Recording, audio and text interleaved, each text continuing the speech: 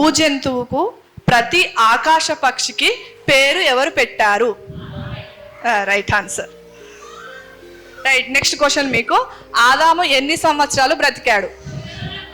Very good. మీకు ఎక్కువ సంవత్సరాలు బ్రతికింది ఎవరు? మెతుషెల. Very good. ఎన్ని సంవత్సరాలు చెప్పండి? ఎన్ని సంవత్సరాలు? 969. Very good. నెక్స్ట్ మీకు, ఇప్పుడు మీకే కదా ప్రశ్న.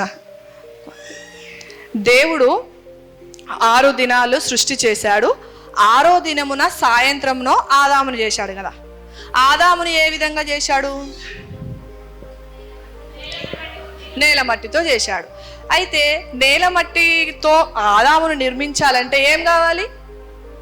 మట్టి తడవాలి. మట్టి తడవాలంటే ఏం కావాలి?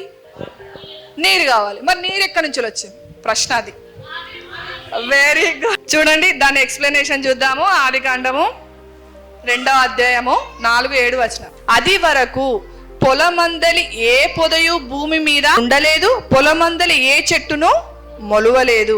ఏలైనగా దేవుడైన యెహోవా భూమి మీద వాన కురిపించలేదు, నేలను సేద్యపరచలేదు.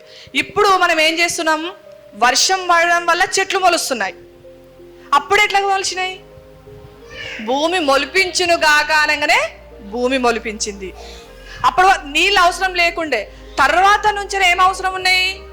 నీళ్ళు అవసరం ఉన్నాయి. మరి నీళ్ళు రావాలంటే ఏం చేయాలి? భూమి నుండి ఆవిరి మేఘాలకు తాకి మేఘాల నుండి నీరు రావడం జరిగింది. మొట్టమొదటి వర్షంతోటి ఆదాము నిర్మింపబడ్డాడు.